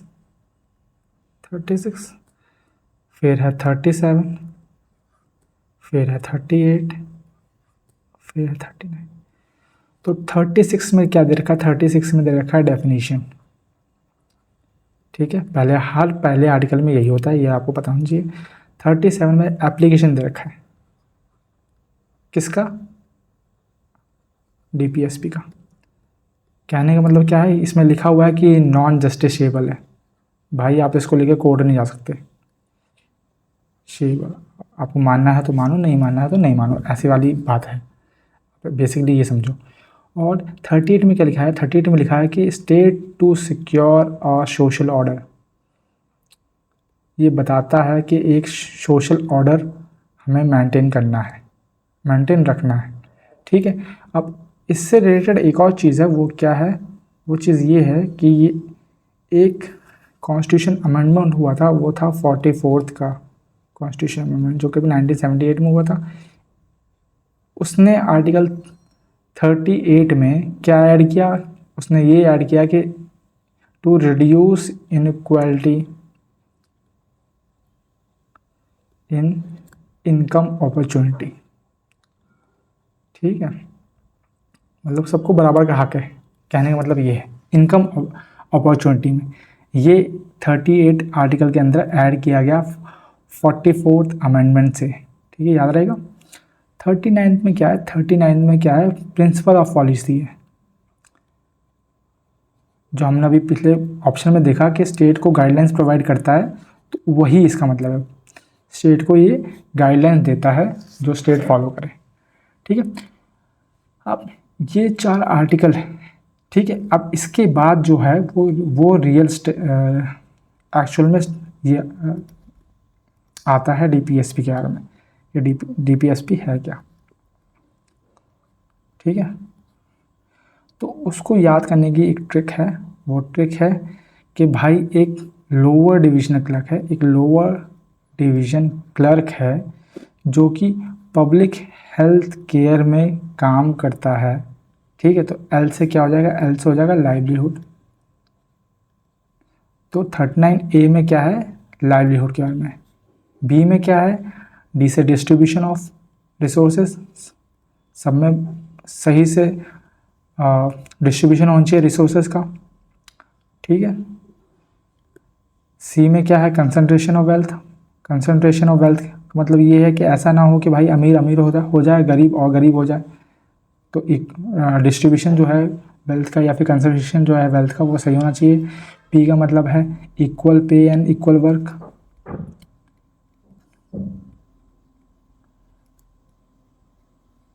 ठीक है, एच का मतलब है हेल्थ ऑफ वर्कर, हेल्थ पे ध्यान देना है वर्कर्स की, उनके लिए सही कंडीशंस होनी चाहिए, इन्वायरमेंट होना चाहिए। और सी से क्या है? चिल्ड्रन। ठीक है, इसमें भी अमेंडमेंट हुआ था, वो किसके ज़रिए हुआ था? वो हुआ था आपका 42nd अमेंडमेंट के ज़रिए ये ऐड किया गया था 1976 में जो हुआ था। ठीक है, अब 39 ABCDEF में ये है। अब यहाँ पर क्या थी? लोअर डिवीजन क्लर्क है जो PSC में काम करता है। ठीक है, उसने देखा कि कुछ मतलब उसको कुछ करना था अपने देश के लिए, अपनी जनता के लिए। ठीक है, तो उसको हम कैसे याद करते हैं? उसको हम याद करते हैं फर्दर आर्टिकल से। तो फर्दर आर्टिकल्स जो हैं वो कैसे हैं? पहले आता 39A। ठीक है, फिर 40, पहले मैं आर्टिकल लिख लेता हूँ एक बार। 41, 42, 43 है, 43A है और 43B भी है, 44 है, फिर 45 है, 46 है, 47 है, 48 है और 48A भी है, फिर 49 है, 50 है और 51। ठीक है, इस तरह से ये आर्टिकल्स हैं। ठीक है, तो हमारा जो लोअर डिवीजन क्लर्क था जो PSC में काम करता था पब्लिक हेल्थ केयर में, उसने सोचा कि कुछ करते हैं, तो उसने सबसे पहले क्या किया? उसने सबसे पहले फ्री लीगल एड दिया टू पुअर। ठीक है, उसके बाद उसने क्या किया, उसने पंचायत बैठाई। 40 में पंचायत है। पंचायत में उसने डिस्कस किया कि भाई सबको राइट टू वर्क और राइट टू एजुकेशन मिलनी चाहिए।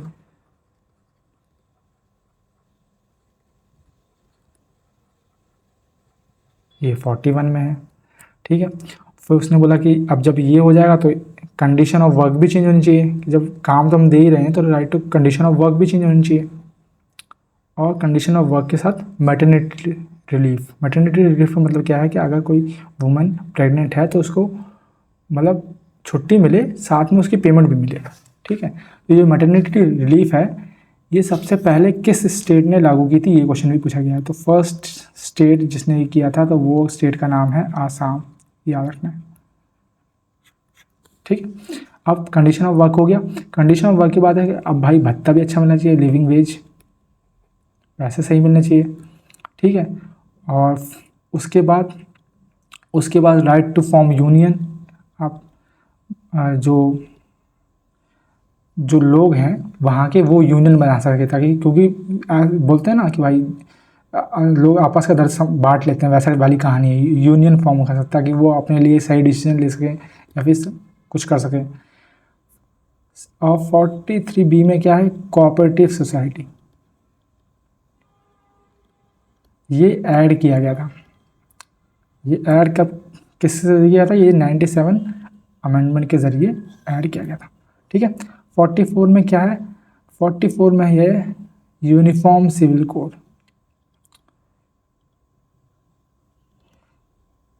ठीक है, 45 में है भाई बच्चों के एजुकेशन, एजुकेशन फॉर चिल्ड्रन। सब कुछ हो गया, अब एजुकेशन की बात कर लेते हैं।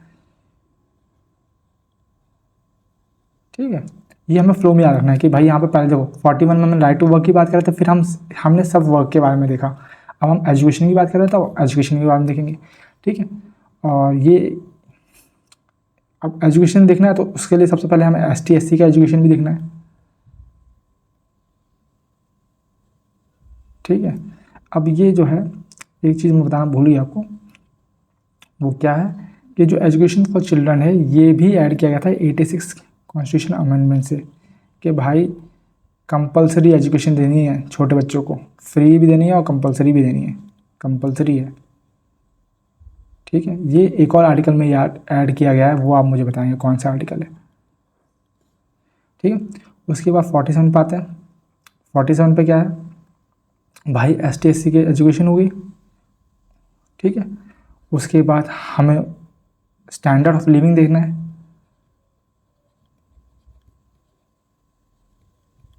एंड न्यूट्रिशन देखना है भाई, ऐसा ना हो भाई कमज़ोरी के शिकार हो, मल न्यूट्रिशन हो जाए, तो वो चीज़ भी देखनी है। उसके बाद जब ये सब देख लिया तो फिर एग्रीकल्चर पे आते हैं। Agriculture and animal husbandry. अब दूध वगैरह अंडे वगैरह हमने सब देख लिया। ठीक है, एग्रीकल्चर भी देख लिया, फसल भी सही है, हस्बेंड्री। ठीक है, तो 48A में क्या है, उसमें है अब इन्वायरमेंट की बारी है, इन्वायरमेंट को प्रोटेक्ट करना है, उसकी भी सेफ्टी ज़रूरी है। नेचर की ये सेफ्टी जरूरी है। नेचर की बात आता है, मॉन्यूमेंट्स जो फोर्ट्स हैं, जो किले हैं हमारे, उनका प्रोटेक्शन भी करना है, क्योंकि वो भी हमारा हेरिटेज है भाई, उसकी भी ज़रूरत है। अब सब कुछ हो गया, तो उसके बाद हमें 50 में आता है separation of judiciary from executive.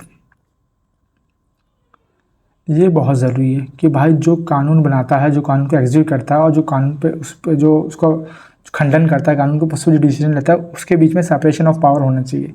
ऐसा ना हो कि वो सेम ही बंदे देख रहे हो। ये 51 में। और 51 में हम बात करते हैं इंटरनेशनल पीस की। नेशनल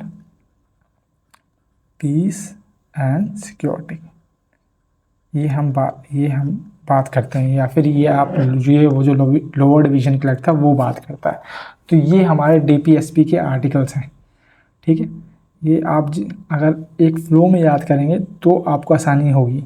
ठीक है, एक सीक्वेंस में कि यहाँ पे हमने right to work and education की बात की, तो हम पहले राइट टू वर्क की बात करेंगे, उसके बाद हम यहाँ से एजुकेशन की बात करेंगे। जब एजुकेशन हो गया तो हम स्टैंडर्ड ऑफ लिविंग देखेंगे, फिर एग्रीकल्चर देखेंगे, मतलब सर्कल बड़ा करते हो। फिर इन्वायरमेंट देखेंगे, इन्वायरमेंट देख ले तो मॉन्यूमेंट देखेंगे, मॉन्यूमेंट देख लेते हैं, वर्ल्ड पीस की बात करते हैं, इंटरनेशनल पीस की बात करते हैं, तो इस तरह से अगर आप याद करोगे तो आपको याद हो जाएगा।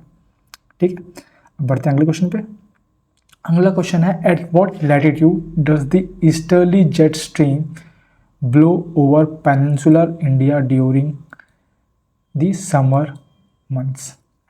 ठीक है, तो क्या, जैसे ये हमारा भारत है, तो यहाँ से जेट स्ट्रीम आती है। ठीक है, तो वो किस लैटिट्यूड पे ब्लो करती है? ठीक है, वो करती हैं 14 डिग्री नॉर्थ पे। और इन जेट स्ट्रीम को राजस्थान में बोलते हैं मावट के नाम से, मावट, जो कि मानसून, जिन पे मानसून डिपेंड है, या फिर मानसून जो है वो प्रोपोर्शनल है एक तरह से कि कह लो जेट स्ट्रीम के ऊपर, कि कितनी इंटेंसिटी में मानसून होगा वो ये जेट स्ट्रीम बताएंगे। ठीक है, अब एक चीज़, जब हम इतना कर रहे हैं, लैटिट्यूड की बात कर रहे हैं, तो एक बार हम ये क्या बोलते हैं, वर्ल्ड की लैटिट्यूड देख लेते हैं। ये अर्थ है अपना, जो एक सेंटर से लैटिट्यूड गया 0 डिग्री पे, इसको बोलते हैं इक्वेटर। ठीक है, इसके ऊपर एक लाइन गई है, इसके नीचे एक लाइन गई है, लाइन गई नहीं है, ये इमेजिनरी लाइन है। ठीक है, जो लैटिट्यूड और लॉन्गिट्यूड होते हैं वो इमेजिनरी लाइन होते हैं, ये रखना। ये नॉर्थ है, ये 22 3.5 साउथ है। इसको बोलते हैं कैंसर, ट्रॉपिक ऑफ कैंसर। इसको बोलते हैं ट्रॉपिक ऑफ कैप्रिकॉर्न। ठीक है, जो ऊपर है ये है 66.5 डिग्री नॉर्थ, यहाँ नीचे से नीचे है 66.5 डिग्री साउथ। ये हमारा आर्कटिक है, और यहाँ पे अंटार्कटिका है, यह अंटार्कटिक है। ठीक है, अब जो हमें चीज़ देखनी है वो क्या देखनी है, वो ये देखनी है कि हमारे अर्थ का लोकेशन क्या है भाई। तो हमारा जो अर्थ है वो कुछ यहाँ पे लाई करता है, ठीक है, यहाँ पे हमारा अर्थ लाई करता है इक्वेटर के ऊपर, नदर्न हेमिस्फीयर में। ये हमारा नदर्न हेमिस्फीयर है और ये हमारा सदर्न हेमिस्फीयर है, ये चीज़ ध्यान रखनी है। तो अर्थ की लोकेशन देख लेते हैं, मान लेते हैं अर्थ ऐसे मान लेते हैं, ऐसे ही कुछ है अपना अर्थ, ऐसे मान लो, ऐसा है कुछ अर्थ। ठीक है, तो अर्थ का ये जो है ये कितना है, ये हमारा जो है वो 37 डिग्री 6 इस पे है, और ये है 80 डिग्री 4 बार पे। इसकी जो ईस्टर्न बाउंड्री है वो कितनी है, डिग्री 25 पे है, और ये वेस्टर्न बाउंड्री है वो 68 डिग्री 7 बार पे है। ये हमारे अर्थ के लॉन्गिट्यूड और लैटिट्यूड है। ठीक है, अब पूरी दुनिया में जो इस तरह से लाइन गई हैं उनको लैटिट्यूड बोलते हैं, इमेजिनरी लाइन है। हमने जस्ट पढ़ने के लिए, समझने के लिए ये मानते हैं, इनको ड्रॉ करते हैं, और जो इस तरह जाती हैं वो लॉन्गिट्यूड है। ये चीज़ आपको पता होनी चाहिए। लैटिट्यूड जो टोटल है हमारी वो है 181, और लैटिट्यूड के बारे में एक चीज़ जो हमें पता रखनी है वो ये है कि यहाँ पे जो 1 डिग्री है उसका मतलब होता है 111 किलोमीटर। मतलब हम जो ग्लोब में या फिर छोटे से मैप में जो देखते हैं वहाँ पे 1 डिग्री का मतलब क्या है, 111 किलोमीटर। ठीक है, सेम यहाँ से हमारी एक इंडियन स्टैंडर्ड टाइम जाता है। ठीक है, ये किस पे जाता है, ये जाता है आपका 82 डिग्री 30 पे। ठीक है, IST, इंडियन स्टैंडर्ड टाइम जो है। ठीक है, ये चीज़ इतनी बेसिक इन्फॉर्मेशन आपको पता होनी चाहिए। ठीक है, अब बढ़ते हैं अगले क्वेश्चन पे। अगला क्वेश्चन ये है कि according to the census of 2011, अभी तो सेंसस आया नहीं तो हम 2011 की बात कर रहे हैं, इन दी रूरल एरिया में which are the maximum female work force participation rate. ठीक है, तो ओवरऑल इंडिया में कितना है, ओवरऑल है 39.8%। ठीक है, मेल का कितना है इसमें, मेल का है 53.03%, ये आपको पता होना चाहिए। और फीमेल का कितना है वो भी आपको पता होना चाहिए। फीमेल का है 25.51%। अब फीमेल का जो हाईएस्ट किस स्टेट में है, तो वो है आपका हिमाचल प्रदेश, ये याद रखना है। ठीक है, कितना है? 47.4%। आपको ऐसे क्वेश्चन में एक चीज़ याद रखनी है कि जिनका एरिया बड़ा होता है, ठीक है, उनका रेट जो निकालना है वो कम हो सकता है, लेकिन जो एरिया छोटा होगा, अगर उसमें कम लोग भी मतलब कि काम कर रहे होंगे, तो उसका जो परसेंटेज है वो ज़्यादा निकलेगा। ठीक है, तो ये चीज़ आपने, तो ये हिमाचल प्रदेश जो है उसमें सबसे ज़्यादा मैक्सिमम है फीमेल वर्कफोर्स पार्टिसिपेशन रेट, ये चीज़ आपको याद रखनी है। अब और क्या याद रखना है कि 2021 के हम सेंसस की बात कर रहे हैं, 2011 के सेंसस की बात कर रहे हैं। ठीक है, इसकी बात कर रहे हैं, तो ये इसके बारे में क्या पता होना चाहिए कि ये पता होना चाहिए कि ये 15 था, 15 सेंसस था ओवरऑल। और इंडिपेंडेंस की बात, ये 7th था इंडिपेंडेंस के बाद, 7th आफ्टर इंडिपेंडेंस, ये चीज़ पता होनी चाहिए। इसका मोटो क्या था वो पता होना चाहिए। इसका मोटो था आर सेंसस, मोटो था our census our future, our census, ये आर सेंसस आर फ्यूचर। ठीक है, और इस टाइम पे जो चेयरमैन या रजिस्ट्रार वो कौन था, तो वो थे हमारे चंद्रमौली। अभी कौन है, तो अभी हैं M.K. नारायण। ये चीज़ आपको पता होनी चाहिए। ठीक, बढ़ते हैं आगे। अगला क्वेश्चन है, in 2021 in which of the following state did the prime minister या PM led the foundation stone for the Raja Mahendra Pratap Singh state university. तो ये कहाँ के राजा थे, तो ये थे हमारे यूपी के। ठीक है, ये कहाँ पे है ये चीज़ भी पता नहीं चाहिए। ये यूनिवर्सिटी जो है ये है अलीगढ़ में। ठीक है, और जो ये देखिए हैं राजा महेंद्र प्रताप सिंह, ये कौन थे, तो अगर आपने एक राजा का नाम सुना होगा, राजा घनश्याम सिंह, उनके ये 3rd सन थे, तीसरे बेटे थे। ठीक है, और क्या आपको पता होना चाहिए, और फिलहाल तो इतना ही। चलो आगे बढ़ते हैं, फिर आगे देखेंगे। When was the madrasa opened in Calcutta to promote the study of Arabic, Persian and Islamic law? तो पहली बात ये मद्रासा कलकत्ता में ओपन हुआ था, और किसने किया था, तो ये किया था वॉरेन हेस्टिंग ने। ये चीज़ याद होनी चाहिए, कब किया था, तो ये किया था 1781 में। ठीक है, तो ये किसके लिए किया था, ताकि ये अरबिक जो सब्जेक्ट हैं या इस्लामिक सब्जेक्ट है उनको प्रमोट कर सके। इसके लिए ये मद्रासा जो है इंस्टीट्यूट, ये वॉरेन हेस्टिंग ने ओपन किया था। ये किसके अंदर था, ब्रिटिश रूल के अंदर था। ठीक है, और क्या पता होना चाहिए, और ये आपको पता होना चाहिए कि आपको 2 हिंदू कॉलेज जो थे, हिंदू कॉलेज जो इस्टेब्लिश हुए थे, साथ साथ ये भी बता देता हूँ, 2 हिंदू कॉलेज इस्टेब्लिश हुए थे। एक 1817 में हुआ था और एक हुआ था 1898। तो ये किसने किया था, तो ये किया था राजा राम मोहन रॉय ने, किसके साथ मिलके, डेविड हेयर के साथ मिलके। ठीक है, और 1898 वाला ये किया था एनी बेसेंट ने। इनके बारे में आपने भी सुना होगा, होम रूल लीग, अगर याद हो तो। अब एक एक्स्ट्रा फैक्ट मैं आपको और बता दूं कि ये जो हिंदू कॉलेज था यही आगे चल के BHU बना। BHU कब बना, 1916 में। ये आपको पता होना चाहिए। ठीक है, बढ़ते हैं अगले क्वेश्चन पे। तो हमारा अगला क्वेश्चन क्या है, which article of the constitution explains that the executive power of every state shall be so exercise as not to impede or prejudice the exercise of executive power of union, and the executive power of union shall extend to the giving of such direction to the state as may appear to the government of India to be necessary for that purpose। कहने का मतलब क्या है कि state और union के बीच में जो रिलेशनशिप है वो सही रहना चाहिए। ऐसा ना हो कि पावर जो है वो एक की पावर दूसरे के ऊपर हावी हो। तो ये कौन से आर्टिकल में कहा गया है?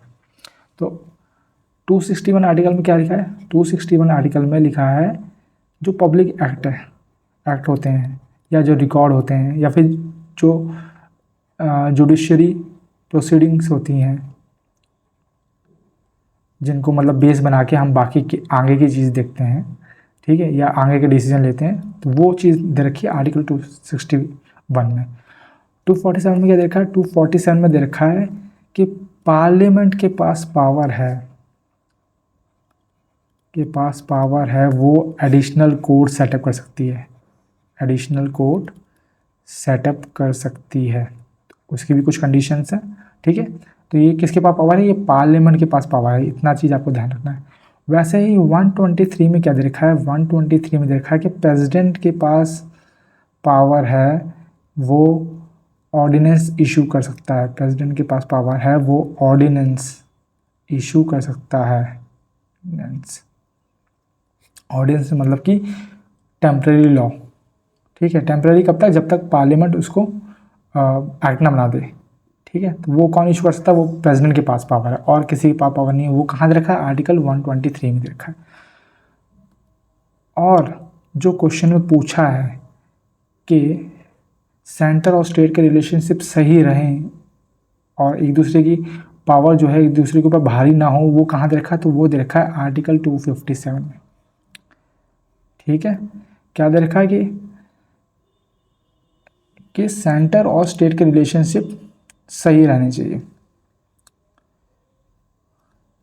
रिलेशनशिप के बारे में दे रखा है, ठीक है। दोनों आपस में जो उनकी पावर है वो हार्मोनियस वे में, हार्मोनियस मैनर में एक्सरसाइज करें पावर को, एक दूसरे के उसमें एग्जीक्यूटिव पावर में हस्तक्षेप ना करें। ये दे रखा है आर्टिकल 257 में। अब सेंटर स्टेट रिलेशनशिप्स के बेस पे बहुत से कमीशन बैठाए गए, क्योंकि दिक्कत तो होती है। अगर किसी के हाथ में पावर है, दो बंदों के हाथ में पावर है, तो दिक्कत तो होगी ही। तो ऐसे सेंटर स्टेट रिलेशनशिप के बीच में कुछ कमीशन आई इनके लेके। जो पहला था वो था राजमन्नार कमीशन या कमेटी कह लो। ये कब आया? ये आया 1969 में। और ये कौन सी गवर्नमेंट लेके आई थी? ये भी क्वेश्चन पूछता है। तो ये तमिलनाडु की गवर्नमेंट लेके आई थी। सेकंड आया सरकारिया कमीशन, जिसने मतलब कि एक तरह से गवर्नमेंट की जो गवर्नर है होता है हमारा, उसकी पावर को थोड़ा खुल के बताया या फिर उसको थोड़ा और पावर्स की एक्सटेंड करी। तो ये कब आया था? 1983 में आया था। इसकी जो रिपोर्ट आई थी वो 1988 में शायद रिपोर्ट इसने दी थी। थर्ड जो आया वो रिसेंट का था, वो है पुंची कमीशन। पुंची कमीशन कब आया? पुंची कमीशन आया आपका 2007 में। ये तीन कमीशन आपको याद होने चाहिए। ये तीन किससे रिलेटेड हैं? ये सेंटर स्टेट के रिलेशनशिप से रिलेटेड है, ठीक है। बढ़ते हैं नेक्स्ट क्वेश्चन की तरफ।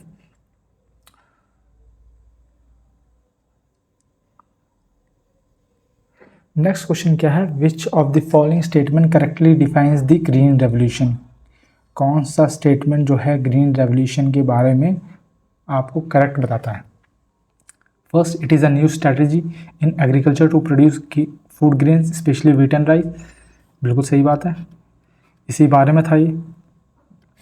तो पहला ही सही है। शेयर ऑफ फॉरेस्ट के बारे में नहीं था। ग्रीन कलर के बारे में जैसा है वैसा तो होगा नहीं। हर्बल प्रोडक्ट्स के बारे में भी नहीं था, ठीक है। तो अब ग्रीन रेवोल्यूशन की ज़रूरत क्या पड़ी, पहले तो हम ये डिस्कस करते हैं। तो अगर आपको पता हो तो 1943 में फैमाइन आया, ठीक है, भयंकर। ये पूरे वर्ल्ड का सबसे वर्स्ट फैमाइन था। इसने भारत की हालत बहुत पतली कर दी और लोगों के पास खाने के लिए कुछ नहीं था, ठीक है। और मतलब कि बाहर से इंपोर्ट करते थे, लेकिन बाहर से जो इंपोर्ट होता था वो भी एकदम रद्दी किस्म का गेहूँ होता था, जो मतलब कि जो वहाँ पे सूअर वगैरह को, एनिमल्स वगैरह को दिया जाता था, वो गेहूँ वहाँ के लोग यहाँ भेजते थे। ठीक है, तो उसके बाद आया ग्रीन रेवोल्यूशन, जिसने तख्ता पलट कर दिया एकदम से। ठीक है, ग्रीन रेवोल्यूशन, पहली बात, इनके फादर किसको बोला जाता है, तो नॉर्मन बॉर्लो को बोला जाता है, बार्लो। ठीक है, इंडियन किसको बोला जाता है, father of Indian green revolution, Indian green revolution, तो ये बोला जाता है MS स्वामीनाथन को, नाथन को, ये चीज़ याद रखनी है। और नॉर्मल बॉर्लो के बारे में एक चीज़ और याद रखनी है, वो क्या है कि इनको पीस नोबेल मिला।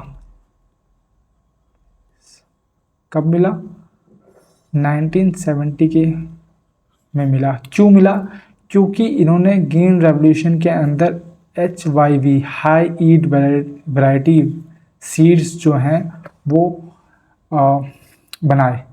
ठीक है, जिसने बहुत हेल्प करी। क्या है ये, किसकी वैरायटी है, तो ये भी वीट का वैरायटी है। पहले जो हमें इंपोर्ट करते थे, हम इंपोर्ट करते थे PL480, जो वहाँ के लोग एनिमल्स पिग्स को वगैरह को देते हैं, वो गेहूँ हम इंपोर्ट करते थे। लेकिन जब HYV आया, हाई ईल्ड वैरायटी सीड आया, तो बहुत ही मतलब कि जो फेमाइन है एक तरह से कंट्रोल में आ गए। ठीक है, सेम है जो राइस थी, राइस की हम कौन सी वैरायटी हमने यूज़ करी, तो हमने यूज़ करी IR8। ठीक है, ये एक फिलीपींस की वैरायटी है। ठीक है, लेकिन इसी का बच्चे बोल लो या फिर इसी के बच्चे बोल लो, तो हमने 1966 में दो वैरायटी निकाली, उनका नाम था जया, एक का नाम था रत्ना। ये इंडियन वैरायटी थी, किसकी, राइस की, याद रखना है, जो हमने ग्रीन रेवोल्यूशन में यूज़ करी। ठीक है, ग्रीन रेवोल्यूशन के बारे में एक चीज़ और पता चाहिए कि ये 2 फेजेस में हुआ। पहले फेज़ में आंध्र प्रदेश और पंजाब में हुआ। क्यों हुआ, क्योंकि यहाँ के किसान जो हैं थोड़े रिच हैं बाकी स्टेट के। और सेकंड फेज़ में ये तमिलनाडु, हरियाणा, ये सब बाकी हरियाणा और UP वगैरह हर बाकी स्टेट, बाकी मतलब इंडिया में फैला। और ये कब ग्रीन रेवोल्यूशन हुआ, तो ये 1960s के दौरान हुआ, ये याद रखना, या 1968 टू बी एग्जैक्ट। ठीक है, ये चीज़ आपको याद रखनी है।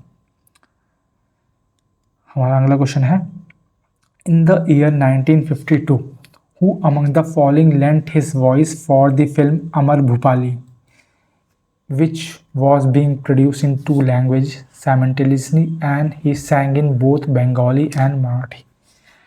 तो ये हैं हमारे मन्ना दे।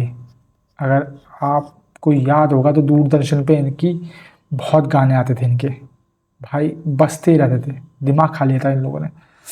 ठीक है, अगर आपको याद होगा तो अब मन्ना दे के बारे में एक चीज़ जो पता होनी चाहिए आपको, वो कि इनको दादा साहब फाल्के अवार्ड मिल रखा है।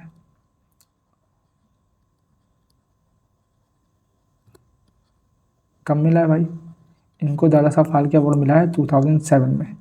इसके बारे में हमने दादा साहब फाल्के अवार्ड के बारे में हमने पहले पढ़ा था। ठीक है, आगे हम उसको रिवाइज करेंगे।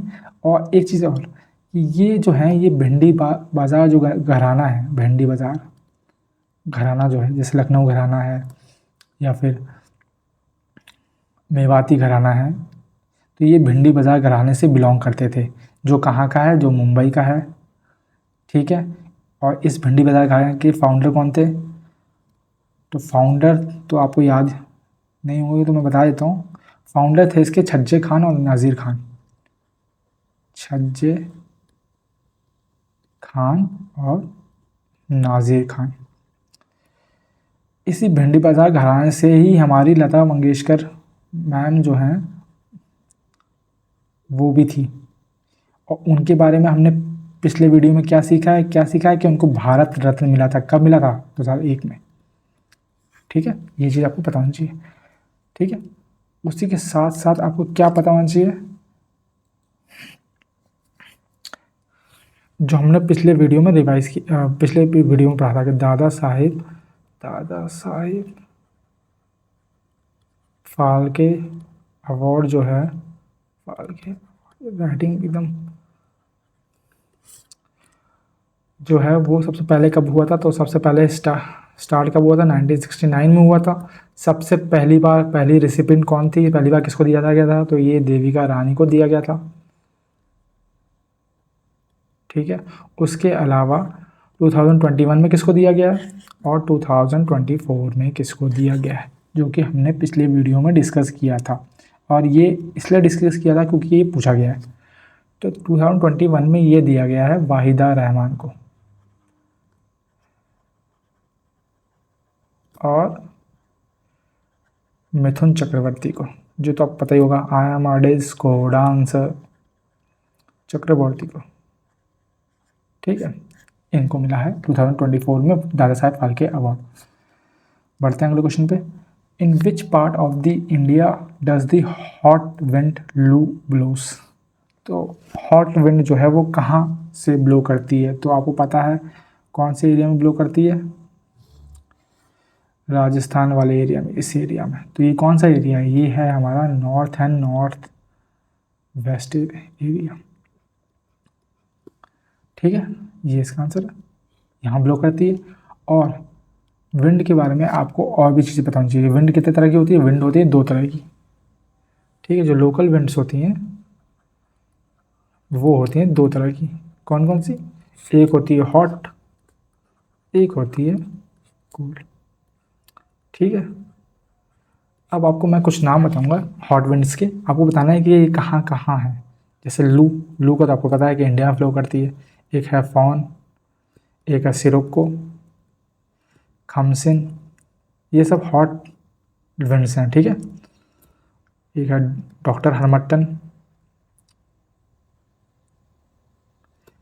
केप डॉक्टर,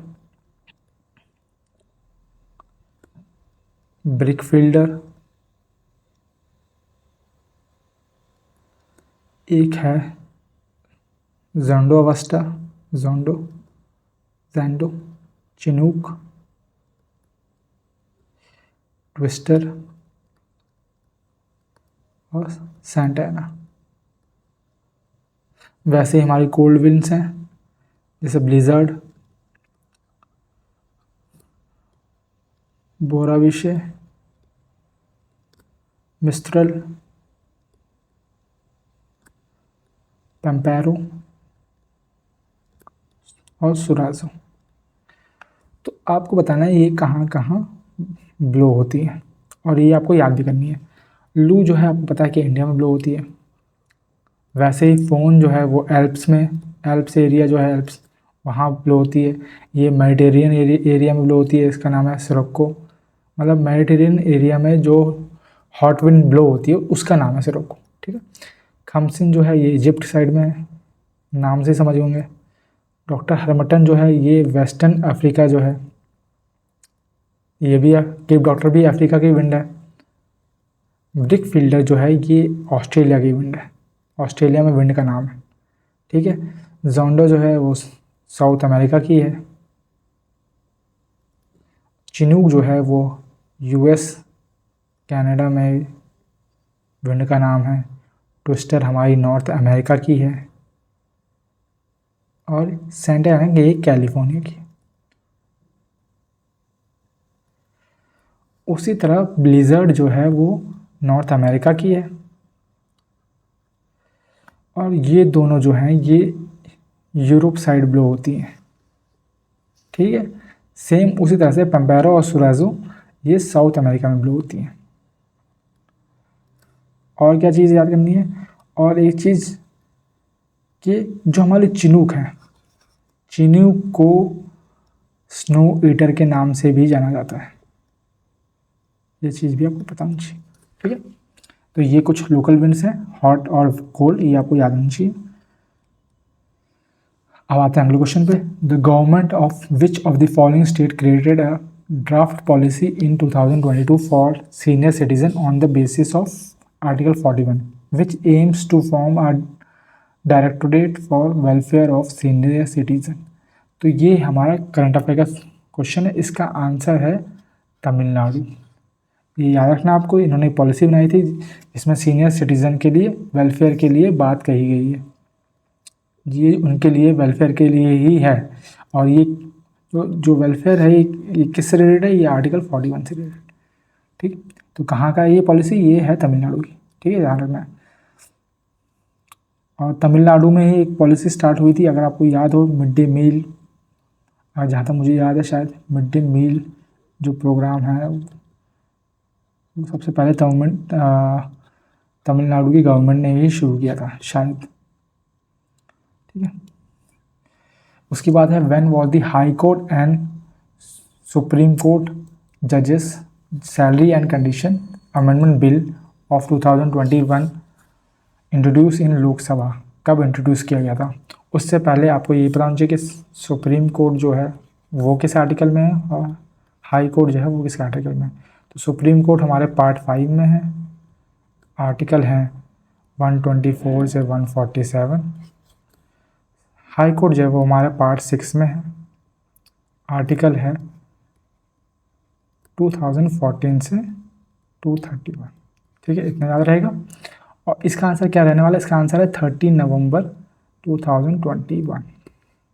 ठीक है, क्लियर। बढ़ते हैं अगले क्वेश्चन पे, जो हमारा आज का लास्ट क्वेश्चन भी रहने वाला है। तो वो है eight which Olympics did Gagan Narang win a bronze medal.